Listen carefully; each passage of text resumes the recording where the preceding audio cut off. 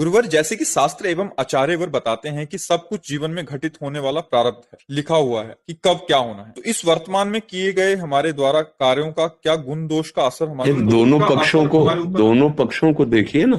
अब तो केवल एक पक्ष को देख ली। प्रारब्ध कोई देवता नहीं है।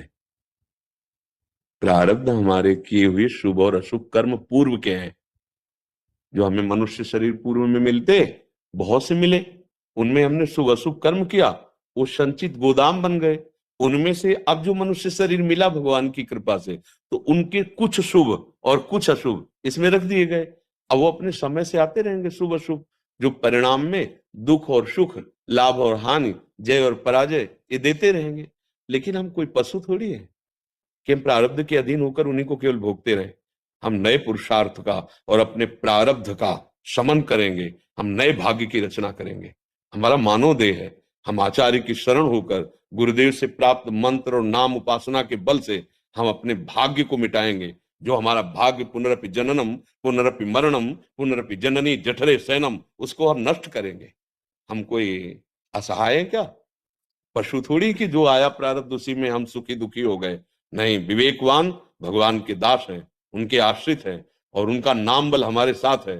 हाँ, इसलिए हमें ये प्रारब्ध सुख दुखे समय कृत्वा लाभा लाभो जया जयो, हमारे दास हैं। हम भगवान के दास हैं। सुख दुख में समान भाव, लाभ हानि में समान भाव, शत्रु मित्र में समान भाव, मान अपमान में क्या करेगा प्रारब्ध? मेरे बल सी वृंदावन रानी।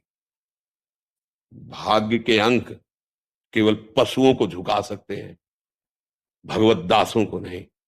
हमारे अंदर अगर पशुवत बुद्धि बनी रही तो सुख में फूले नहीं समा रहे और दुख में एकदम सिकुड़ गए, एकदम शोकित हो गए। ये हमारा जीवन नहीं। भारी से भारी दुख को भगवत प्रसाद समझकर स्वीकार करना और आगे कदम बढ़ाते रहना। ये हम अविनाशी के बच्चे हैं यार। ये पांच भौतिक शरीर हम नहीं है। अविनाशी ईश्वर अंश जीव अविनाशी, चेतन अमल सहज सुख राशि। भजन बल भजन बल। क्या करेगा प्रारब्ध? बड़े बड़े प्रारब्धों को रौंद करके आगे निकल जाए, उसे कहते हैं हरिदास, उसे कहते हैं भगवान का भक्त। और आप सब भगवत कृपा पात्र हैं। कबहू का करी करुणा नर देही देत ईस बिन हेत सनेही। यही तन कर फल विषय न भाई, भजी राम सब काम बिहाई। तब शत्रु मित्र समझानी, मान मान अपमान सम, दुख सुख लाभ न हानि। क्या करेगा प्रारब्ध? यही तो देगा। प्रारब्ध यही तो देगा। और इसमें हमारी ऐसी ऊंचाई होनी चाहिए। हाँ, सुख आया तो बांट दिया, और दुख आया तो अपने इस आराध्य देव के चिंतन में इतना तन्मय हुए कि वो छू नहीं पाया, निकल गया। ये जैसे दिन आया रात आई, ऐसे सुख और दुख आते रहते हैं। प्रारब्ध सिर्फ सुख और दुख दे सकता है, वो हमारा पतन कराने में समर्थ नहीं है। हाँ, पतन उन्हीं को होता है जिन्होंने हरिगुरु का आश्रय नहीं लिया और भजन नहीं करे। तो जैसी प्रेरणा होती बस वैसे ही पशुवत आचरण और सुख दुख में फंसे। लेकिन आपके मस्तक पर तो तिलक लगा हुआ है, वो बता रहा है कि आप रजिस्टर्ड है, हरिदासत्व को प्राप्त है। फिर प्रारब्ध क्या करेगा?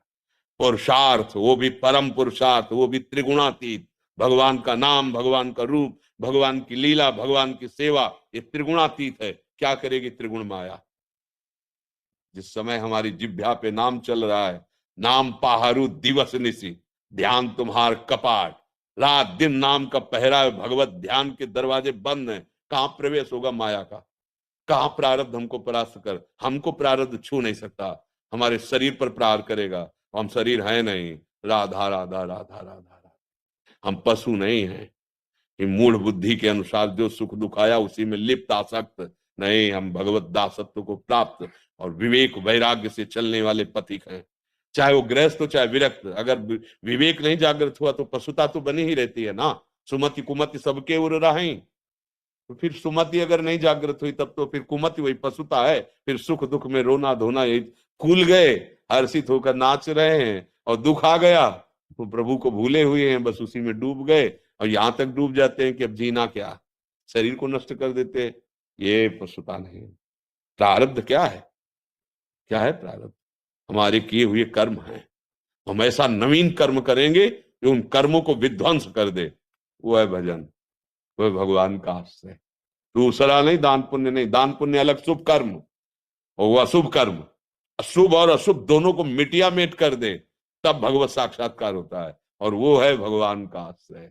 शुभ अशुभ दुर्ग विध्वंस बल तब जयति जयति जग उच्चरय शरण निरापद पद रमित सकल अशुभ शुभ नंस और देत सहज निश्चल भगत। तो जय जय श्री हरि।